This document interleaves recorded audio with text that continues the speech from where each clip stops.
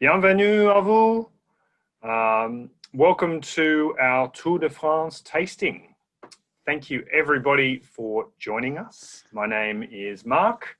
I'm the head wine buyer for United Cellars, and it is my great pleasure to bring you these online tastings. First of all, I'm having a slight technical difficulty with my speaker on my computer. So you'll see I have this strange little blue thing hanging out of my ear. That's so I can hear all of your questions. I apologize for that, but we have to just keep moving on.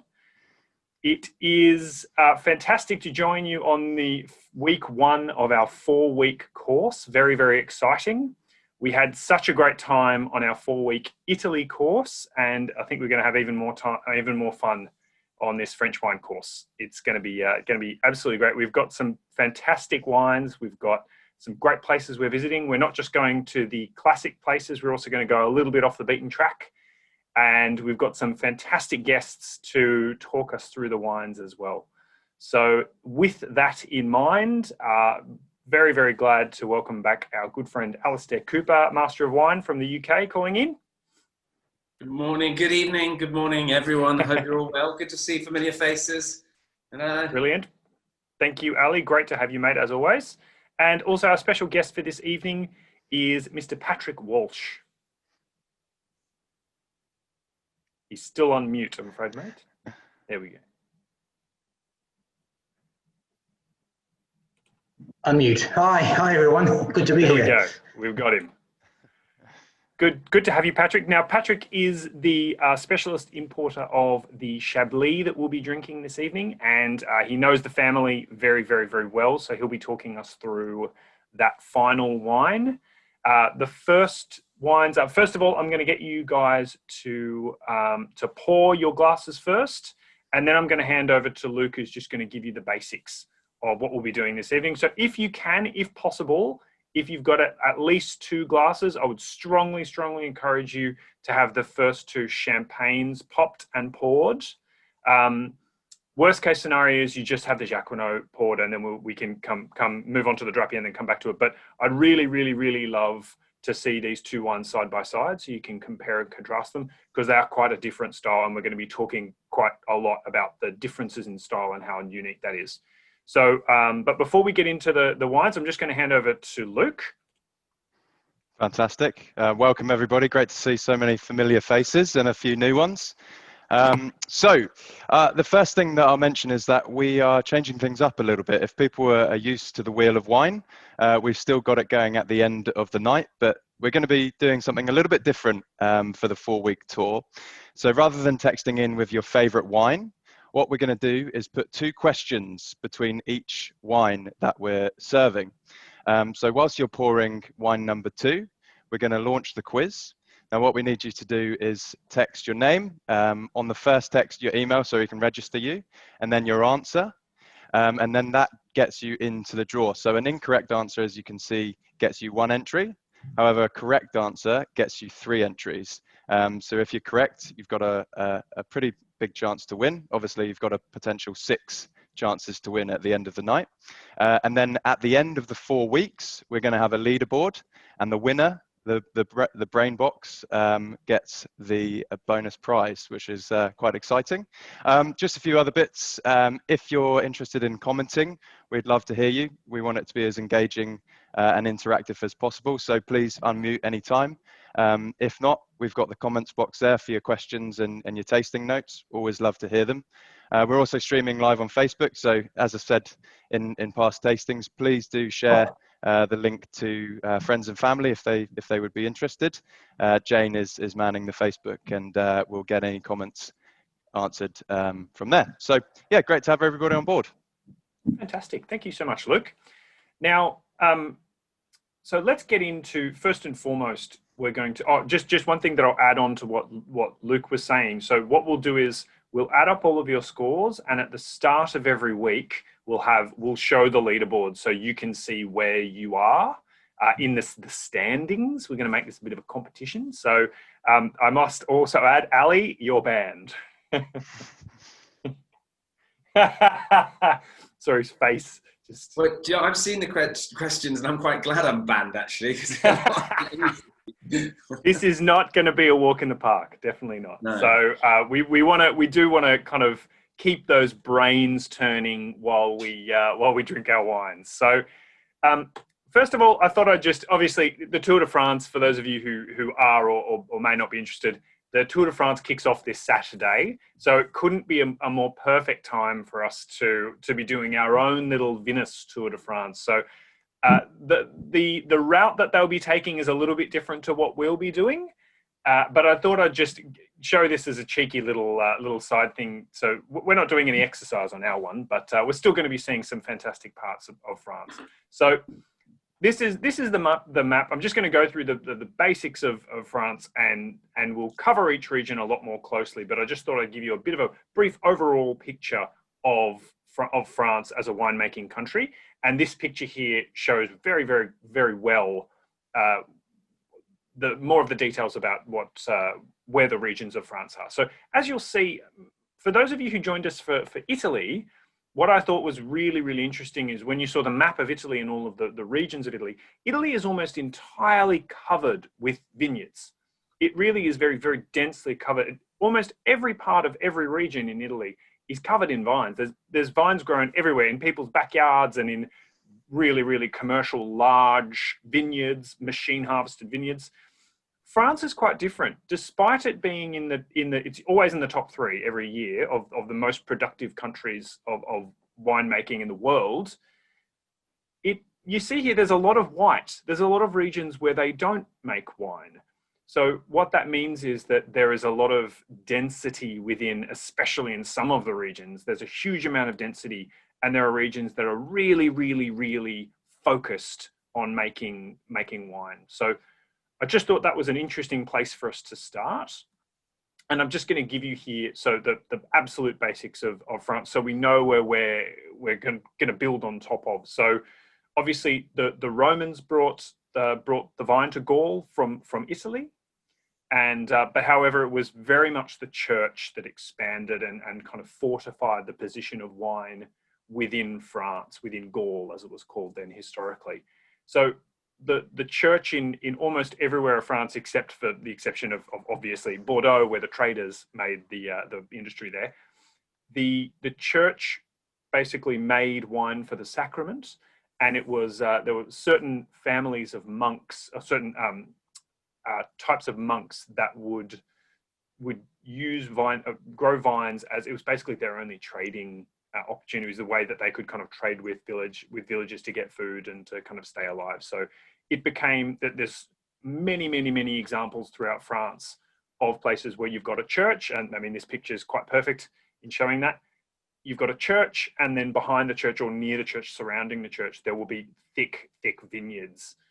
So the church people, the monks or whoever they were working at the church would tend the vines and would make the wine and then sell it to the local villagers. And that's where a lot of the history of winemaking comes from within the year. So, and as I said before, just this second little paragraph here. So France always sits within the top 3. 2019, it was second, only behind Italy, with 42.1 million hectares. That is an incredibly insane amount of wine to think about. Now, Australia was 5th, and we made 16 million hectares. There's a huge gap between 1, 2, and 3 and the rest of the planet. 42 million hectolitres is just incredible amounts of wine. So, and in all honesty, Italy was less than 500,000 hectolitres higher than France. That's why I say it's always in the top 3. It kind of, depending on the vintage conditions, it kind of jumps from 1 to 2 between Italy and France. So, and then my final point here that I had to kind of put in here is that French wines and French grapes especially have really shaped the global wine world in a way more than any other country. Italian grapes have they're definitely coming along, Spanish grape varieties as well, Tempranillo and things like that, but it is the French mainstream grape varieties, Chardonnay, Cabernet, Pinot Noir, that have really, I mean, they've grown in basically every winemaking country on earth. So, Ali, anything that you think I've missed, any major points you think I may have missed on that? was on mute. No, nothing major, I don't think. I think perhaps one of the things that will illustrate your point about France, arguably being the centre of the wine world. I'm a big Francophile myself. Is that when we think of international grape varieties, actually we're pretty much talking about French grape varieties. So you think of Cabernet Sauvignon, Chardonnay, Sauvignon Blanc, Merlot, Syrah or Shiraz. Actually, they are all French grape varieties. So it's very hard to underestimate actually the importance of France in the wine world. And as Mark says, yeah, it's incredible. But and the French, as we know, are very mercurial. So we've selected some fantastic wines.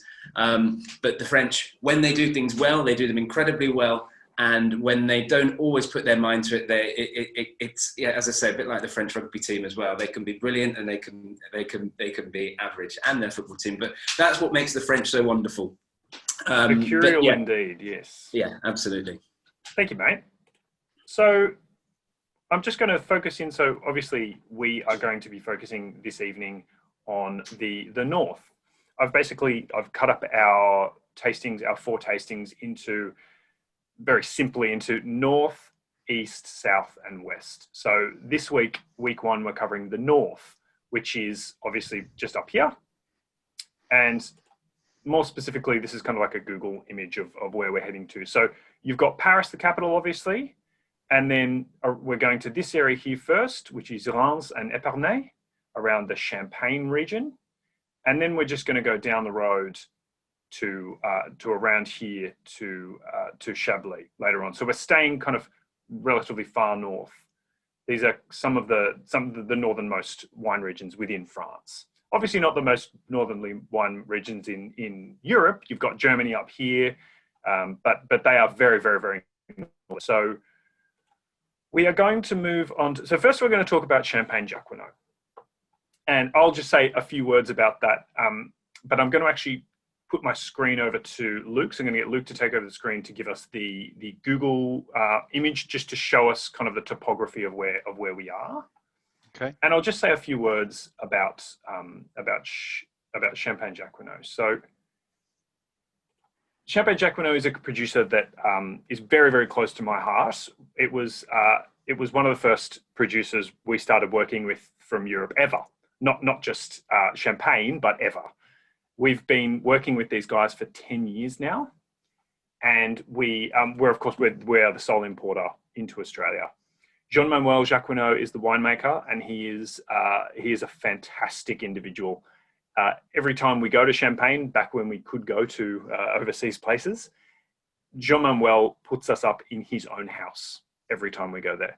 He will literally give you the shirt off his back if you ask for it. He is an incredible, incredible man. And he and his sister run the estate, and they are incredibly fastidiously focused on taking care of their plot of land and making the best wine they can. Their attention to detail is second to none. I mean, you go into their winery and it is just so unbelievably clean. And the Champenois are known for being very, very clean, their vineyards and their wineries. But Jean-Manuel takes it to the next level, the absolute next level. Something really, really special that Jean-Manuel does for us, which is remarkable, something I've never heard anyone else do in the Champagne region. When we place an order with him, he will go down into the cellar and he will take those wines off aging, and he will then hand label them for us and box them up ready for us. So it's not like they've been sitting in the back and we don't know where they've come from or how long they've been sitting there for. It's not like a big commercial operation. His operation is so small that he will literally go down into the cellars and he will disgorge these wines for us, specifically for us. And he writes on there exactly the day it was done, and it's usually just after we've placed the order. It's absolutely incredible. Really, really happy with this wine. And I'm sure if you try it, I'm sure you've all tried it already. It is absolutely gorgeous. So enough about that. Let's go on to the Google image. Sorry, I've just lost the screen here. There it is. So this is the town of Epernay. And as I said, Jean-Manuel, his winery is based in Epernay, right in the middle of Epernay. And we're very, very lucky to stay right in the center of town every time we go there. It's great. Ali, I don't think you've ever met Jean-Manuel, have you? I don't think you have. No, I haven't actually. I've heard great things, and unfortunately, I couldn't even get this. The production, I think, is really quite small. I would struggle to actually get a bottle of this over here. I don't think unfortunately, mate, I'm sorry, I set you up on this one. I don't think he actually sells to the UK. I'm sorry. I believe he used to, and he hasn't. But I have read recently a lot about him. He's a very respected man over here, and I've seen quite a lot of interviews with him. And I'm not quite sure what happened with his supply over here, but I'll have to go on your wonderful tasting notes for this one. But I've heard great things about him and about the winery itself. So what I wanted to show here tonight is what I wanted to start with Champagne Jacqueminot was to give you the idea of what makes Champagne special, what makes the region special and the wines unique. So Luke, if you don't mind, mate, I'm just going to take the screen back off you. And we're going to go back onto my screen here. So Jean-Manuel, as I said, he hand disgorges to order for us. Now, what that means is the wines are left on their lees for a minimum of 3.5 years. So what does that mean? What does that mean? This is basically the essence of Champagne. Aging wine in a secondary fermentation on its lees. That's what gives Champagne almost all of its importance and its uniqueness of flavor. It gives it its bubbles, obviously, but it also gives it those autolytic characters. So autolytic characters are those creamy, buttery, brioche, so kind of bread and butter flavors that you get in that wine very, very clearly. And that's from the wine being aged on the dead yeast cells, the lees that have done the secondary fermentation in the bottle, and it's all been done in the bottle. And as I said, Jean-Manuel will disgorge them to order. So they're sitting aging in his cellar. He will he'll disgorge by taking the last little bit of lees out and then putting the final cork in the top, the muzzle on top, and then the foil for us, which is it's quite an incredible process to see when you see it happen, especially when it's done by hand. It's quite incredible. So I'm just going to move on to to what the traditional method of sparkling wine is, because that's what we're talking about here, the traditional method. So in 2015, only a couple of years ago, it was awarded UNESCO Heritage. So it is, it was back in 1994 when the region of Champagne was one of the first to actually gain full exclusivity on the word champagne. So you cannot use the word champagne. Back in the day, this is going back a while, but you still can find historically for things back in the early 90s and the late 80s. I remember seeing a bottle of Tyrrell's that was Tyrrell's Champagne, and it was a sparkling Chardonnay, and they called it Tyrrell Champagne. Well, I think it was Hunter Valley Champagne. And that was when you were able to use the word champagne to represent a sparkling wine. But in 1994, that was they put the kibosh on that, and they made it so that only the designated region of Champagne could be called champagne. It was the only sparkling wine that could use that term champagne. So it gave it a sense of exclusivity, I think. So and Luke, if I'm talking too much, mate, feel free to interrupt me if we've got any questions that we need to hear or anything, if everyone needs anything. So traditional method is definitely it's two things. It's classified as the highest quality, definitely, but it is without a doubt the most expensive way of making sparkling wine. Absolutely. So the process itself takes an incredibly long time because you literally have to wait for the wine to break down those dead yeast cells in the bottle in order to get that flavor into the wine. It is incredibly time consuming to get that done. And if you think about it from a business, you're harvesting the grapes, and then it's kind of minimum kind of 3 years before you're even able to sell one bottle. So and in the meantime, you've got to store all of these bottles under pressure, some of which, I mean, it doesn't happen as much anymore, but historically, some of which would explode due to, there's too much yeast in there. So it's a very, very expensive way of carrying out this procedure, especially seeing as just down the road in Chablis, they were able to kind of put it in the bottle, get it out the door, sell their wine straight away. Here was the vintage, here it is, off you go. Don't worry about oak, don't worry about anything else, just get it out the door. So it's, but there is a very, very specific reason for all of this. So here's just a quick picture of the basic process of how they make sparkling wine or champagne, traditional method sparkling wine, I should say. So you've obviously got your still wine, you add your liqueur de tirage, so a little bit of sugar and yeast, which allows the second fermentation to begin. You age it on its side. You then disgorge, which is the process I was talking about before. You allow those yeast cells to fall into the base. You then take the cap off, add your dosage, then you add your cork, muzzle, and dressing.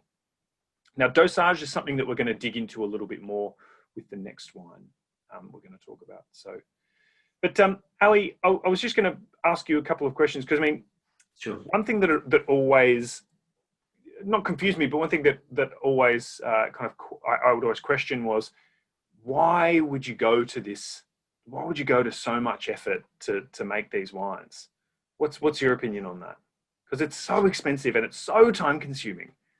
I think the reason, the plain reason, is that champagne is such a wonderfully delicious drink, and it's worth going to the effort to make these wines. I think a couple of important points that we should look at, the great varieties in Champagne as well, and then maybe you can tell me a little bit about what Jacquinot is. But the three main grape varieties are Chardonnay, Pinot Noir, and Pinot Meunier.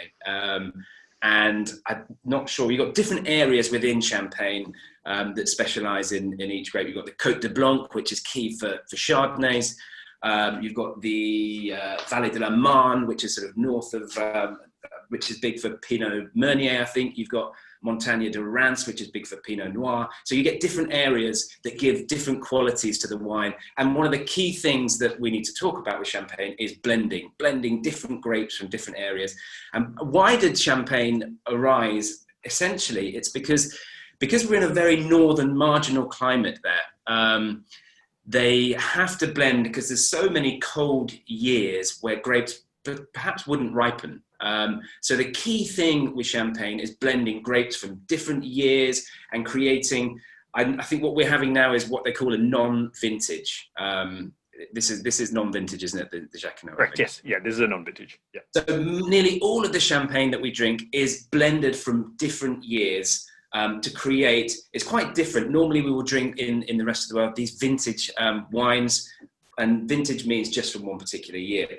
But over there, because of this marginal climate, the key is to try and create a consistent product year in, year out, through blending old parcels and creating this style. So often you will find some of these guys, we've got the first step on this slide, the cuvée.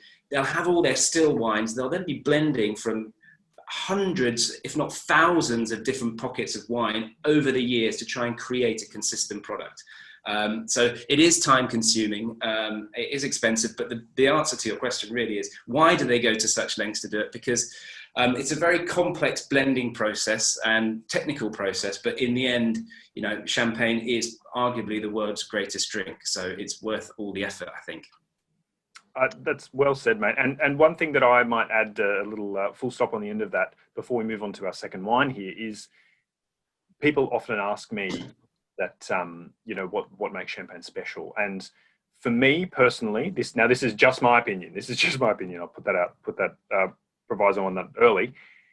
I believe that for most of the regions in the world, not all, but most of the regions of the world, the comparison between old world and new world, the lines are blurring. The lines really, really are blurring. And if you were to show me a Bordeaux I could show you a Cabernet from the New World that could really do well as a comparison. If you were to show me a Rhone Valley wine, I could show you a Shiraz from the New World, maybe from South Africa or Hawke's Bay potentially, that is similar enough in style that it makes you think when you drink it, you go, wow, Jesus, this is getting close in quality, it's getting close in style, it's just incredible. However, Champagne, in my opinion, sits head and shoulders above any of its imitators. And believe me, there are plenty of imitators. All around the world, what a lot of people try and grow, they try and make sparkling wine. They try and make their own sparkling wine. It's got many, many names all around the world. Cava in Spain, Franciacorta and Prosecco in Italy, Cap Classique in South Africa. The Kiwis have tried to make sparkling Sauvignon Blanc and, all these different imitations. But honestly, nothing comes close to Champagne, in my opinion. So I think that's what they've cobbled together this amazing wine from some very, very difficult, in one of the most northerly regions in France. They've cobbled together some very difficult things, and they've managed to blend their way into something really, really beautiful. So that's what makes Champagne special for me. Mark, just a quick question on that. When you compare, I suppose, Australian champagne style, so I suppose we name it as Méthode Traditionnelle, not being able to use the champagne name. So using Pinot Noir and Chardonnay grapes. How do you compare that to, original champagne from the area? So so we cannot get, we don't have here in Australia, the closest we can get, honestly, in my opinion, the closest we can get is Tasmanian sparkling. Now that's to do with how far south that is. Cold, really, really, really cold climates, especially cold nights. And that's where we get as close as we possibly can to that acidity that we are tasting in this wine here. There is a very, very famous producer Arras. Very famous Ed Carr was the person who decided he wanted to make wine as close to Champagne as he possibly could in the New World.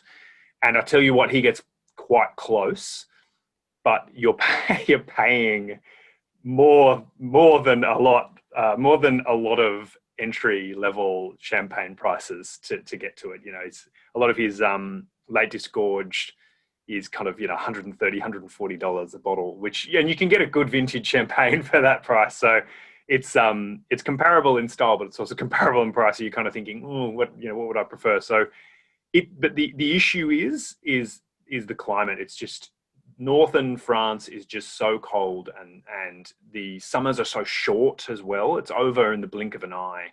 And it's also the soil types. The soil types are really, really closely tied to what makes this, but I'm not going to get too much into the soil yet because that's getting ahead of us, because we've got another little thing coming up on soil. So I'll leave that dangling, that one there. Mark, I think being conscious of time, we should probably move on to wine number two, if that's okay.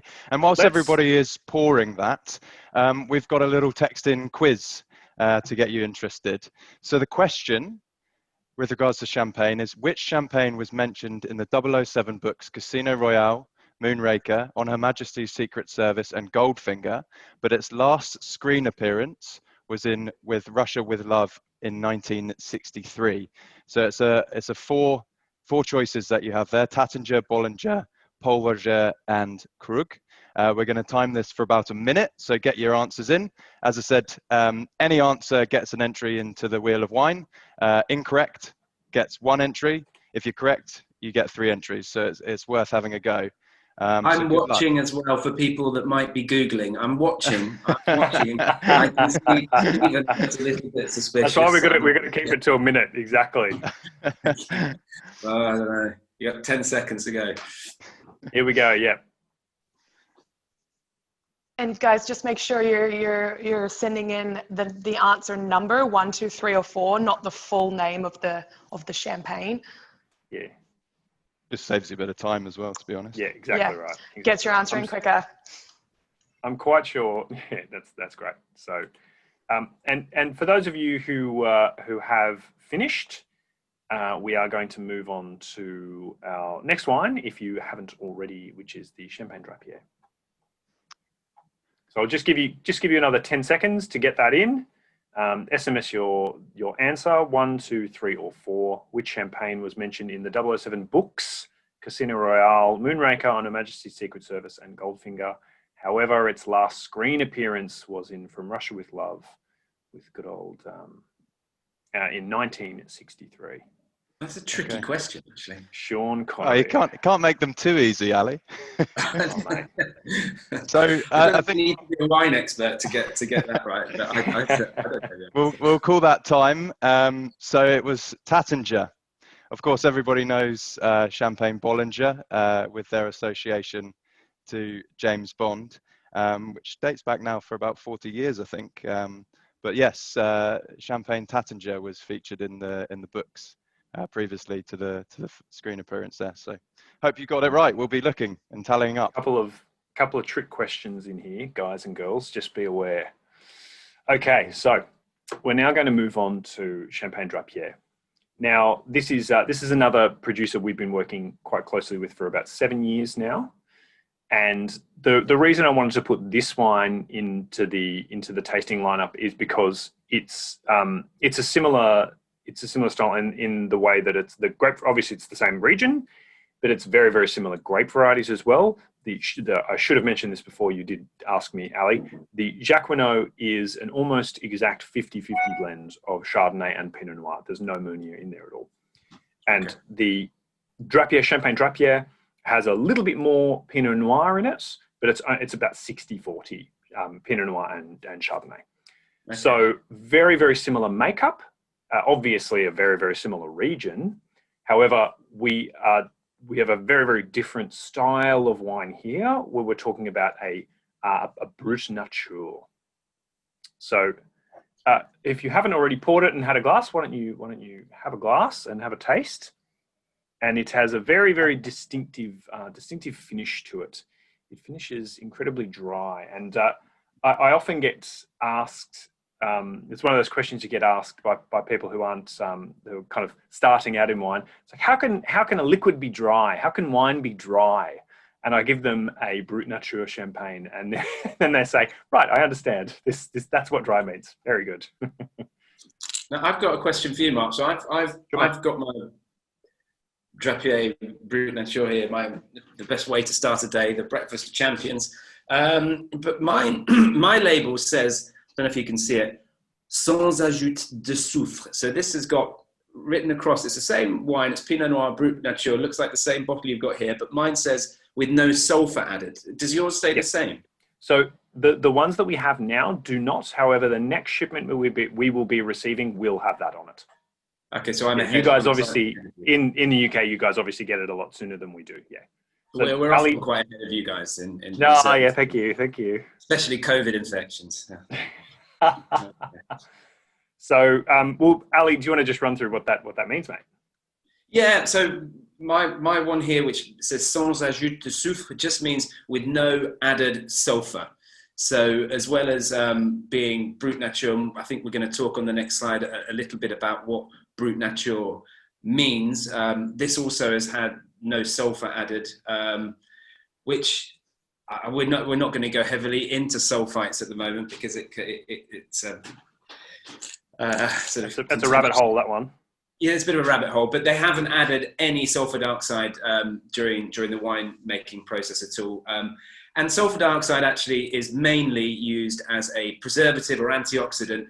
But with champagne, actually, the whole process that we talked about a minute ago with the dead yeast cells and this autolytic character, which is just bursting out of this glass. Actually, I've got bready, brioche characters just leaping out of this glass from that autolytic character. That actually also protects the wine from oxidation as well throughout that process. So champagne is fairly well protected from oxidation anyway, but this hasn't had any sulfur added either.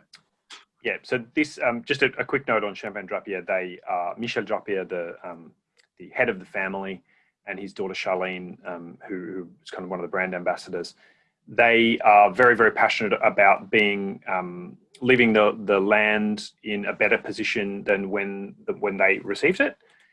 And so they are doing wines that have no sulfur added, because sulfur can have a bit of a negative effect on the yeast population in the area. So they try to keep sulfur additions to an absolute minimum, and it keeps the natural bacteria in the winery living.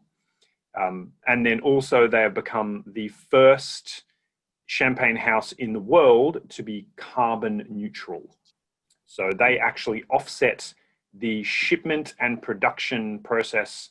So, and the shipment all around the world, including to Australia, which I imagine would cost them quite a bit, but they offset the carbon emissions of the travel of all of their wine around the world, which is pretty cool.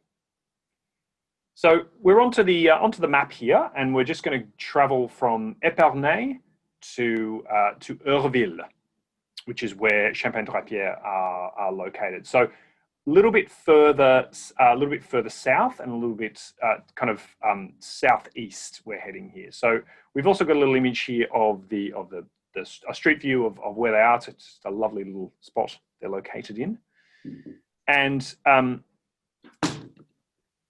as you can see, all of the solar panels on the top of the facility there. That's I actually haven't seen that. It must be a very recent image, because that was quite a recent update. They've put solar panels over all of their buildings now to offset their carbon emissions, which is quite fantastic. So this is Champagne Drapier, and can anyone? Hopefully everyone can kind of understand what I'm talking about when I say how dry this wine is, how it finishes dry. Yes, it's, as Ali said, it's got that autolytic kind of buttered bread character to it, and it's got a distinctive kind of appley character, but it is very dry. I think probably another word, I mean, as well as dry, acidic as well as being dry. Sort of the acidity seems to stand out a little bit more. But yeah, I often, as Mark was saying, got asked, what does dry mean? How can you have a dry wine? It's completely impossible. It's a wet product. Crazy. But that feeling you get now, that accentuated acidity and dryness on the palate is what we mean by dry. And now I think we're going to talk about why that is. Fantastic. So as you can see, I've just put the screen back onto this one. So we're going to say a few words about dosage, and then we're going to hand over to Patrick about the Chablis. Patrick, any of your thoughts? I know you're also an importer of your own champagne, lovely champagnes that you have yourself. Any thoughts that you have on zero dosage on its own, or? Yeah. I think that the point or the beauty of zero dosage champagne is that, as you've probably seen with that Drapier wine, it doesn't feel like it's lacking anything. It doesn't feel as though an excuse has been made. Basically, what the winemaker has decided was that dosage isn't necessary. So it's not that something has been left out, it's more that something wasn't required.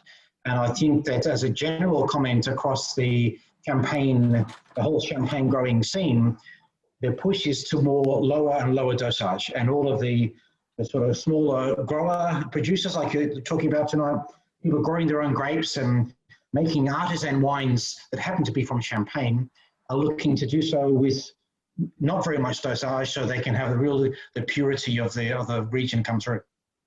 Thank you, Patrick. That could not have been a better segue had we organised that beforehand, because one of the things that I must point out here. So we're starting at the top here. So dosage is obviously the amount, a small bit of sugar that is added to the wine before the cork is added and it's sent out for sale. Now this style here, which is called doux, which means sweet, so that's 50 or more grams of sugar. Now a lot of you would think 50 or more grams of sugar, that is crazy. Why would you ever say that? And rightly so. In today's market, this doux is just, you just don't find it. It really is so hard to find. However, this historically was the most popular style of champagne across the world.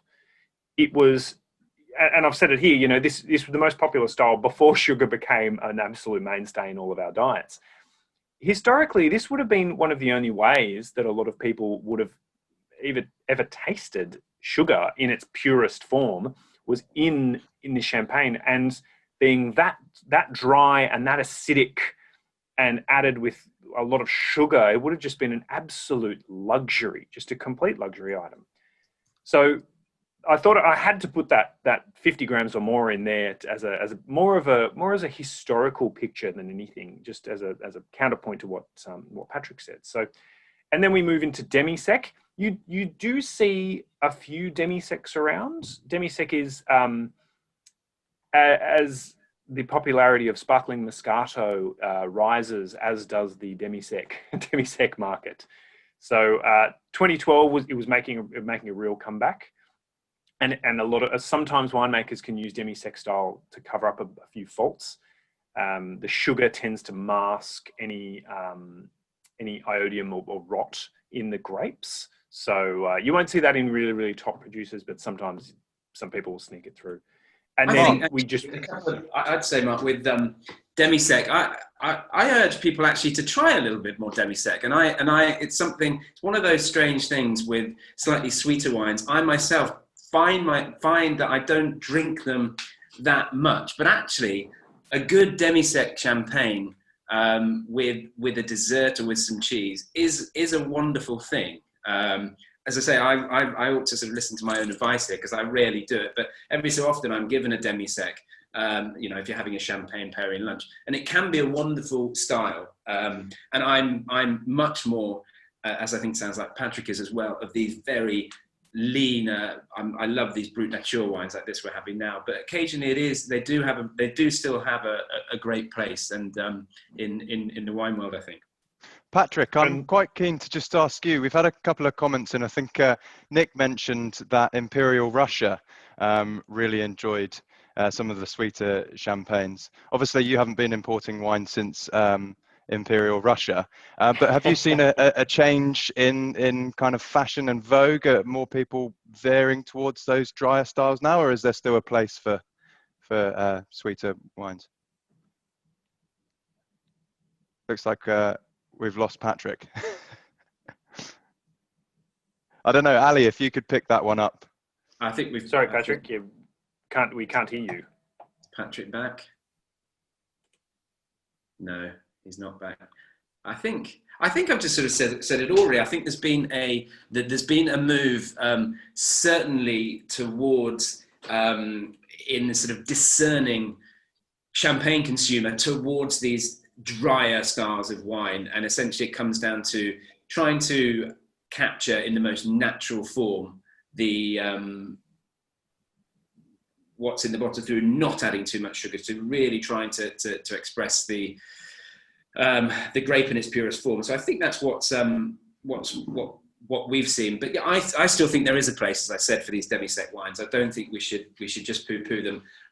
And when Brut Nature wines, with no added sugar came out, and it'd be interesting to see what people's thoughts on this is. Do they find it too dry? Do they not find it too dry? The English, we have a very dry palate, so we really like these bracing styles. And actually, looking at non-added dosage wines, of course, we're making some very good sparkling wines in the UK now. But we really normally do have to add a little bit of sugar, because these Brut Nature styles in the UK can be very, very dry, because we are slightly cooler here. So I think there's certainly, in the discerning consumer, there's a move towards these Nature drier style of wine. Dry and acerbic, that's what you are, mate. That's exactly right. So we are going to have to move on to our next wine here. However, I really would love to hear the feedback from a lot of people. I hope you enjoyed that wine. That it very much is a unique wine. It's not one that we bring in large volumes of, because it is very, very, very unique in style, but we really love it ourselves. We tend to drink a lot of it ourselves, so I hope you like it. So, but before we move on to that, we've just got our second little quiz that we're going to give you a minute to answer, and then we're going to move on to Patrick. Hopefully he can. Hopefully he's back with us. We're going to give you guys 60 seconds here. What is exo? Do you want me to take it, Mark? It's quite read the screen. I'm sorry. I had to Google the pronunciation. It's Exogygra vigula. What is Exogygra vigula? If there's any geologists in the tasting, that might help to give it away. Exogygra. And I'm watching for Googlers still. Yep. Okay, so 30 seconds to go. Text in, you've got the SMS number there, and just answer 1, 2, or 3 there, and just send us your name so we can allocate your marks accordingly. So, Patrick, just while we're doing that, can we hear you there, mate? We cannot, I'm sorry. Still cannot hear you. Maybe try logging out and logging in again, Patrick. Don't know. Yeah.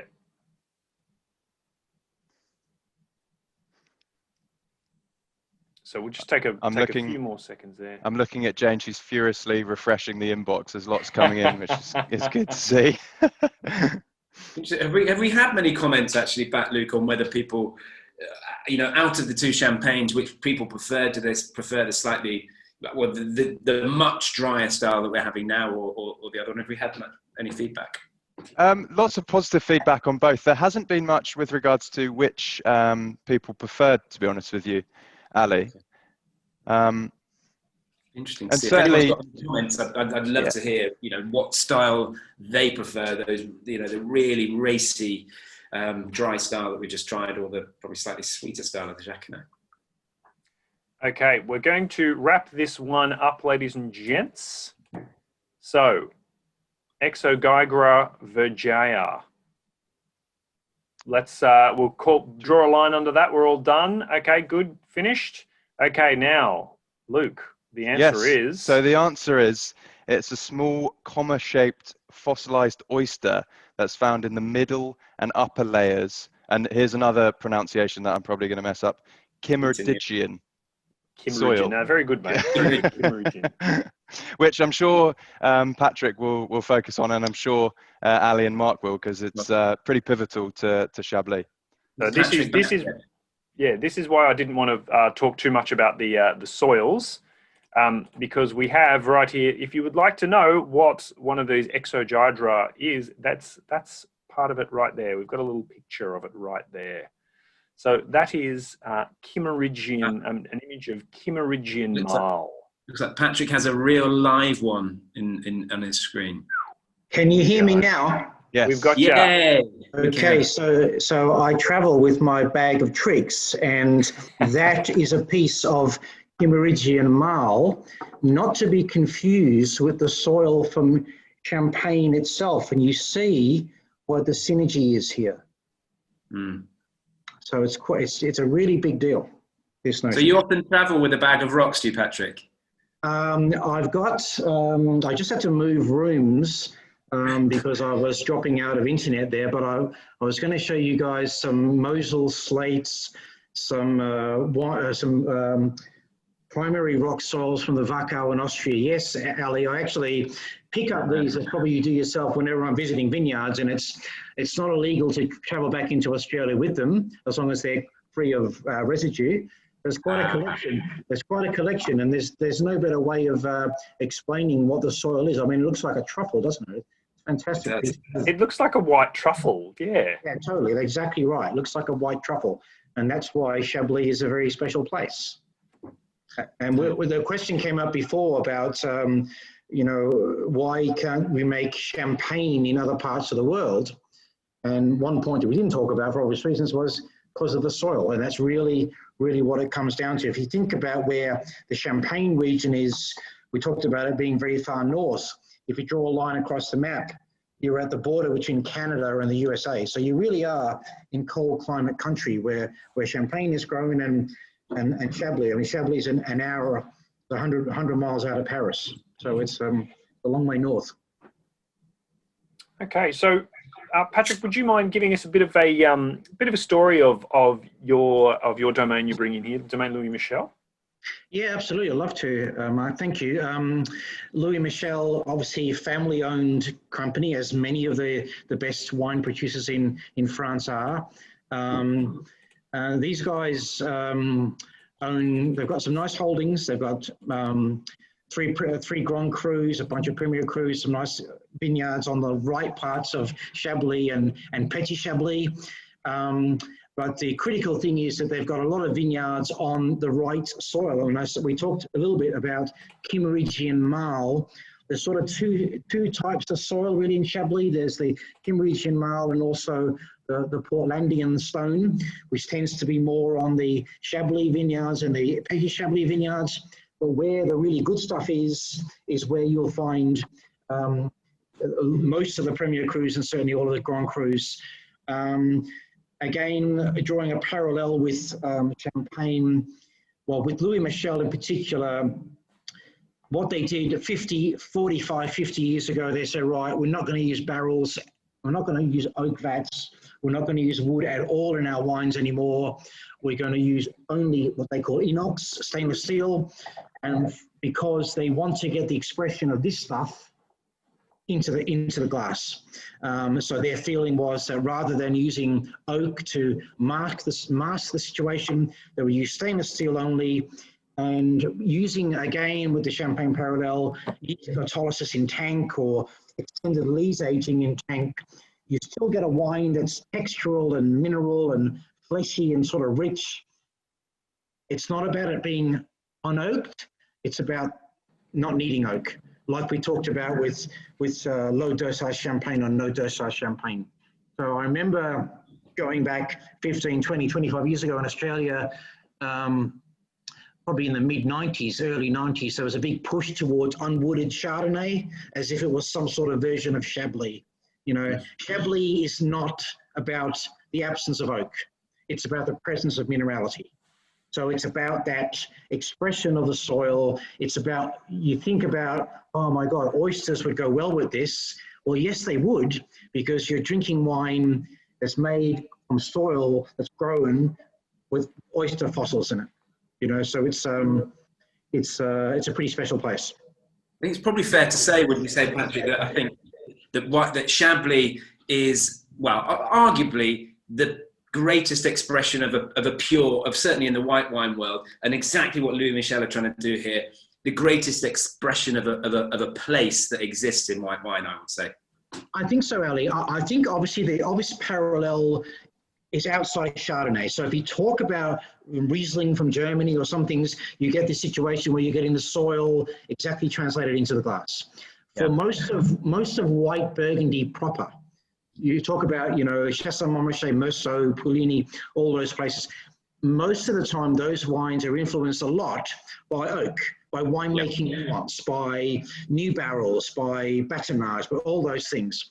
The very best Chablis producers make wines that are no less complex, but they are just pure and the essence of the soil because of there not being, there's not a big oak roadblock to the flavors. So it's all about that minerality coming through. So this wine we're tasting, the first wine, this wine Chablis is Monty de Tonnerre. So it's a Premier Cru, but what sets it apart a little bit is that it's on the south-facing side of the Sereine River, whereas most of the Premier Crus are on the other side. So most of the Premier Crus are on the north-facing bank. This is on the south-facing bank with all the Grand Crus. Yeah, you see it on the map there. Fantastic picture. So all of the vineyards, you see where Monty de Tonnerre is center of screen, but across to the left is all these the Grand Cru vineyards. So there's 7 Grand Cru vineyards, 3 of which have Louis Michel have holdings in, including Vaux d'Azur across to the far west of that picture. But Monty de Tonnerre is a very special site because it has the benefit of being truly north-facing, and therefore it gets the full afternoon sun, and it gets all the benefits of the Grand Cru-ness without the Grand Cru price tag. Yeah. It's one of those, isn't it, Patrick, where it's right next to Blanchot, the other Grand Cru, and I think it's one of those. I think there's 17 Premier Cru sites, and if there was going to be one that was elevated to Grand Cru, it would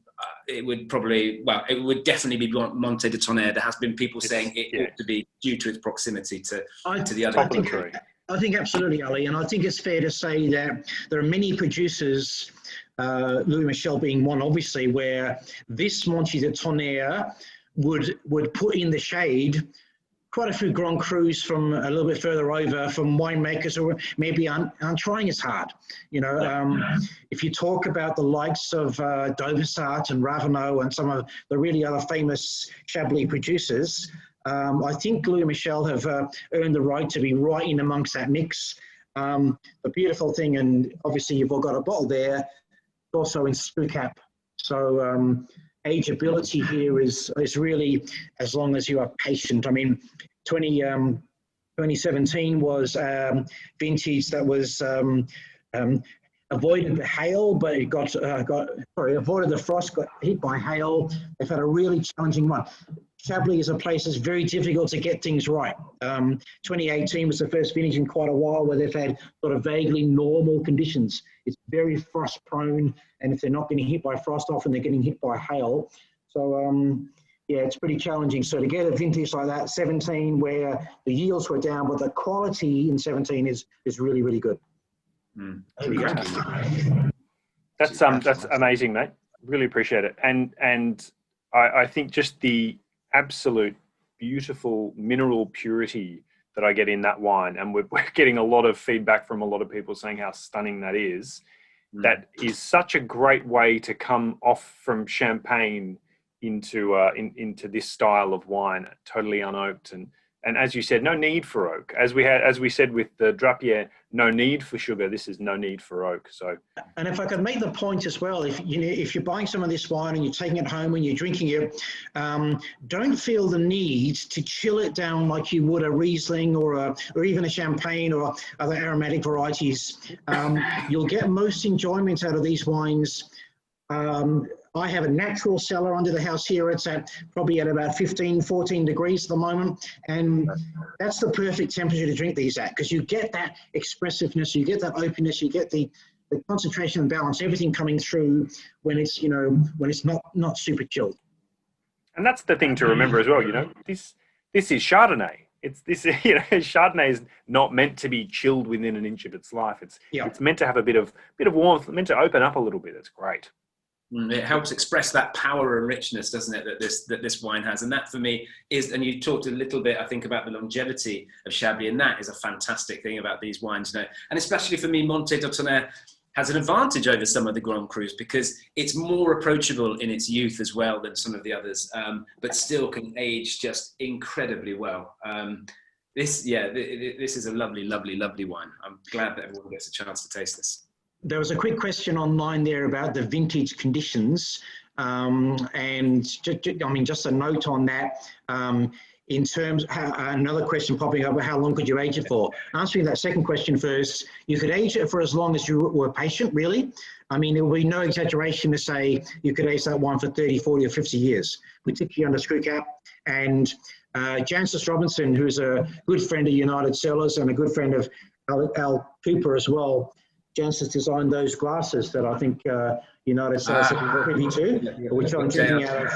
But, Jancis always says that you need to drink Grand Cru Chablis at a minimum of 20 years of age. This could apply to this Premier Cru as well in a way. But I would think that, drinking it any time from now over the next 10, 15, 20 years is going to be a fairly sensible way to do things.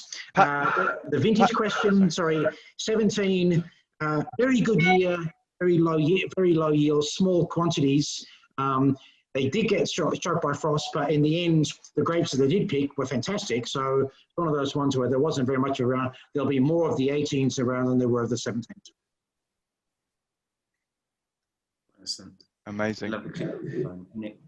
Nick's just asking, did it undergo Malo? I'm pretty sure it would have done. Yeah, absolutely. Quite often, I mean, the Louis Michel wines that all go through Malo. Malo is another one, Alistair, you'll probably have some comments on this, very misunderstood concept in wine, because, some of the best, some of the least Malo-looking Chardonnays, 100% Malo and vice versa. It really depends about how much malic acid is there in the first place and what that structure looks like. But in the case of this Chablis, would have gone through Malo. Yeah, absolutely. I agree. Totally. That's why Chablis, as we talked about, it is on the, it's such a marginal place that, nearly every Chablis does go through Malo. And it's not that you can't always tell it, as Patrick says, with these wines that have incredible amounts of malic to start with, it's not that noticeable. In other wines, perhaps from slightly warmer regions, that character can be exacerbated, that creaminess. And here it just adds a textural element as well, not that overtly diacetyl, creamy, buttery character. It just sort of smooths the acidity out a little bit. Yeah, just trying to think what that would taste like with no mallow. That would be quite quite incredible.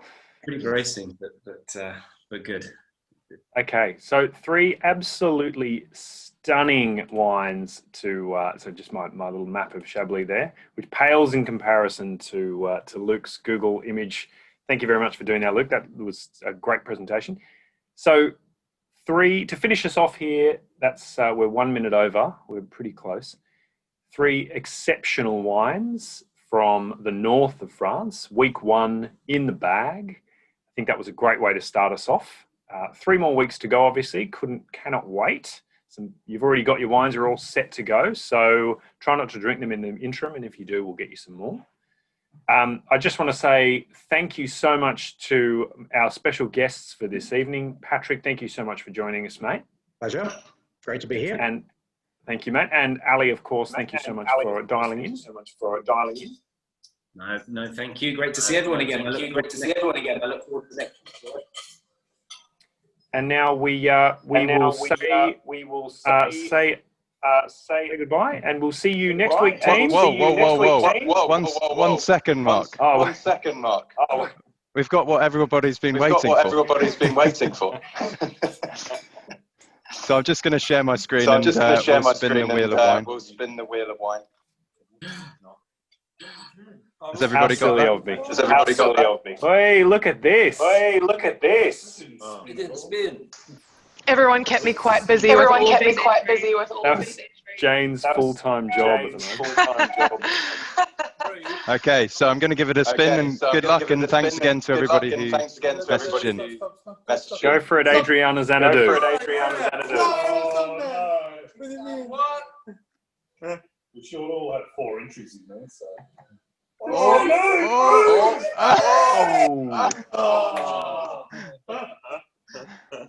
Amazing. Well done. Congratulations, David. That's fantastic. So thank you all for joining us. Thank you. I can add to the end.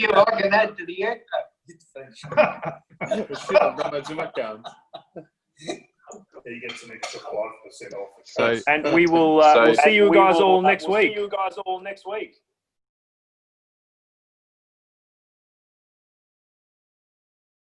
Okay, so Patrick, a slightly quieter room we have now.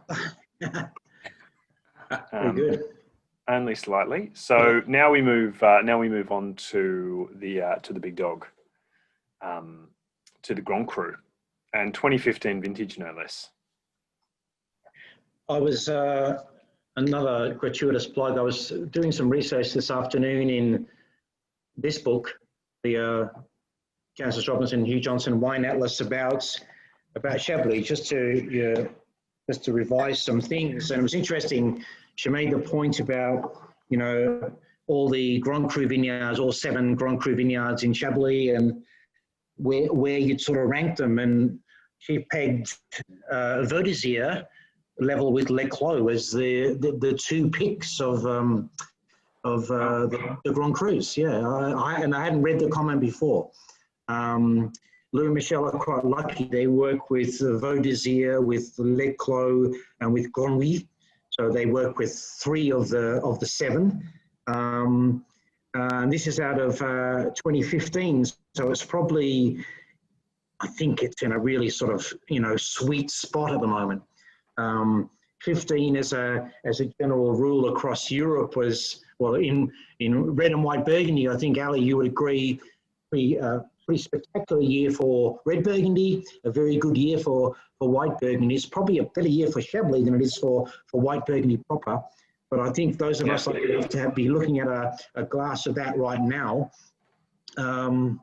it's pretty compelling. And it does take you more, in a way, towards those sort of Corton, Charlemagne, I don't know, Merceau, sort of some more richness, more texture, more energy.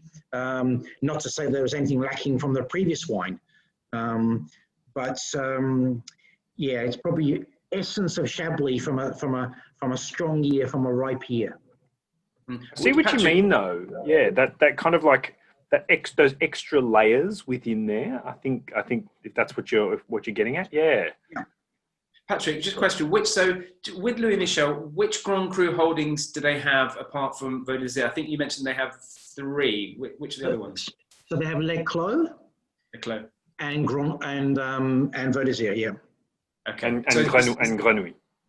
And Grenouille, yeah. Yeah. So, yes. Yeah, sorry, Mark. Sorry, Patrick. If it's okay, I'll just jump in and jump back into the maps, and we can have a look at the Grand Cru vineyard. Yeah. I'll just grab the screen. It's a great picture we've got here. So as you can see, really close to Monte de Tonnerre. And I found a fantastic resource on the Bourgogne Wine Association's website. So I'm going to open it up. If we get any lagging, just let me know. But I think it's certainly worth having a look at. Definitely worth a look. This is absolutely fantastic, and good job, Luke, for finding this. Let's just hope it works. It's absolutely brilliant. Oh wow! Yeah, great. It's a 3D, 360-degree view from the center of the vineyard. Oh, beautiful. Sorry, Patrick, take it away from there. No, absolutely. I was going to say that 2015 was a vintage where they almost thought they'd gotten away with it. They avoided the spring frosts and thought, great, we're going to be looking good here, only to sort of get hammered with a hailstorm in September, which right before right in the midst of picking, or sort of right before picking, so they copped a massive reduction in yield because of that. But your great photos here, you can see the abundance of this stuff. You can see it's really that it looks almost as though someone has delivered a load of gravel into these vineyards. They haven't. This is the soil, and what's happened is the soil has been washed away, the clay has been washed away over the time, and you've got that stones like right across the surface.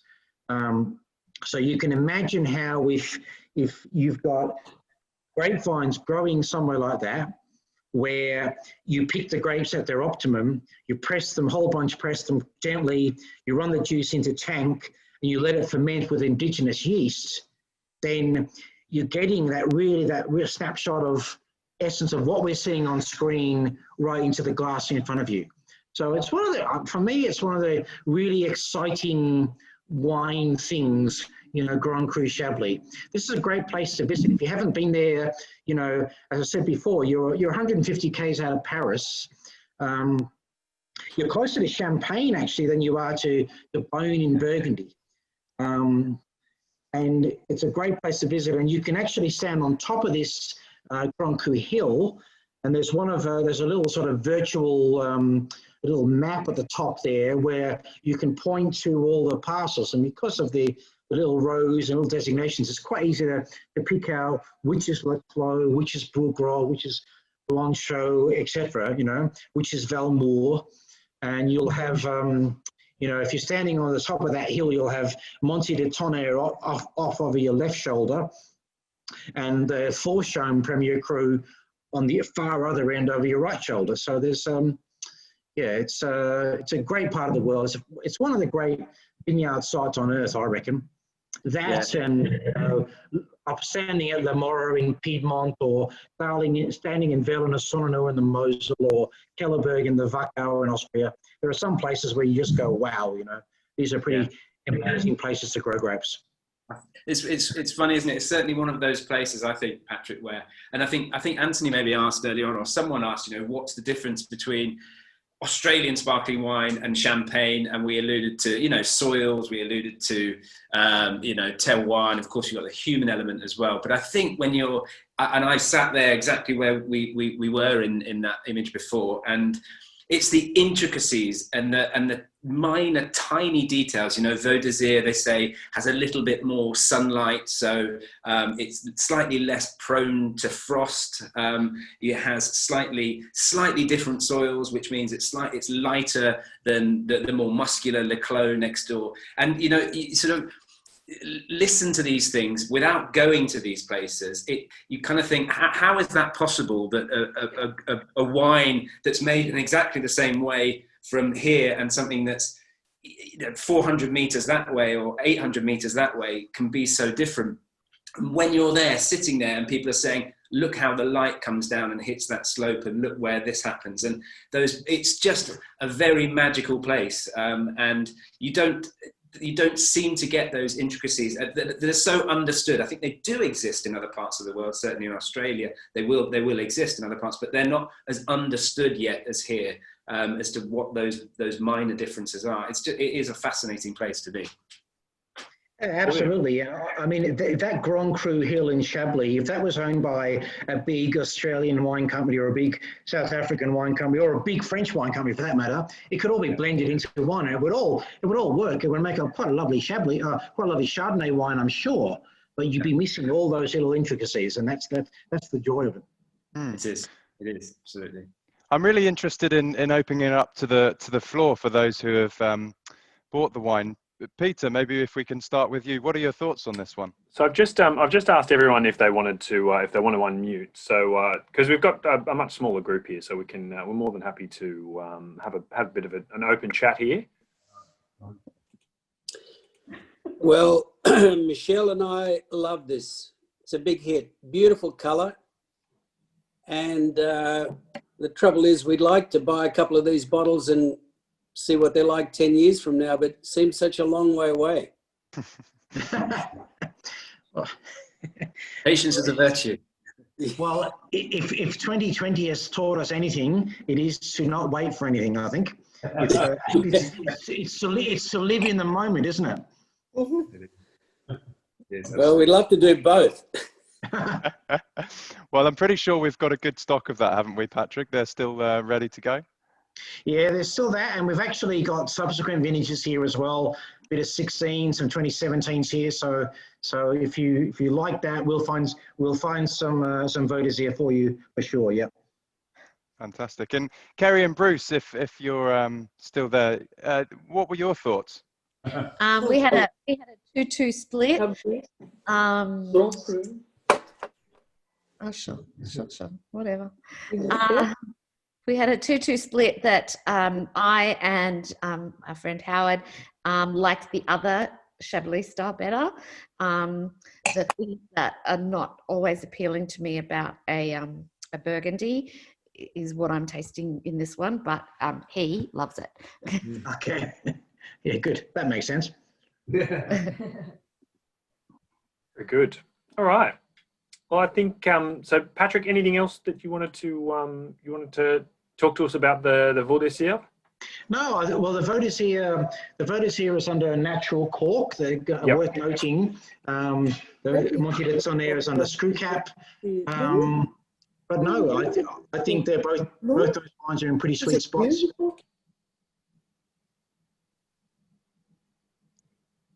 Have we? Yeah, beautiful. Yeah, beautiful. I think, and Ali, maybe you can comment on this as we finish up. Certainly, looking at the two champagnes and with Patrick talking about the Louis Michel as well, there seems to definitely be a drive to this kind of carbon neutral, sustainable winemaking. Low impact. Exactly. Is that because we've seen, and I know that Chablis have seen some pretty horrific vintages that have really, kept yields quite the way down. Is that made an impact on the kind of winemakers and the whole industry in and around Champagne and Chablis? Well, I think in terms of Chablis, in terms of Guillaume Michel, who's sixth generation winemaker now in charge of the domain and came back from a career in corporate Paris to do that, they will tell you that they are, they're the first consumers of their own wines. So if they can minimize any sort of additions, they will do that. They can minimize chemicals in the vineyard, they will do that. it's very much, it goes beyond the sort of dogmatic sort of biodynamic or organic or whatever. It's the right thing to be doing. So absolutely, they're very much on board with that and working towards certification and all of those things, certainly in Chablis. And with, that would go for, I work with, 40 producers across Europe, and that would go for almost all of those guys. The landscape has changed in the last decade.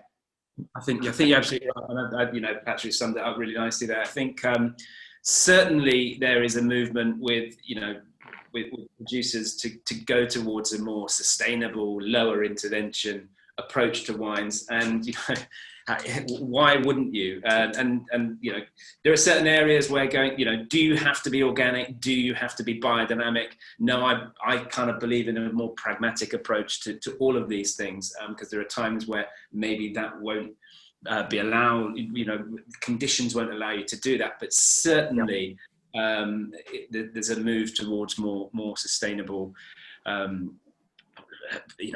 less additions in both the vineyard and in the winery wherever possible. But of course, for me, the thing is pragmatic. But it means that people are paying more attention to what they're doing, to the way they're growing, and to the way they're looking at it. It's about being a scrupulous producer, really. So certainly something that's happening, not just in France but the world over. Yep. Yeah, totally agree.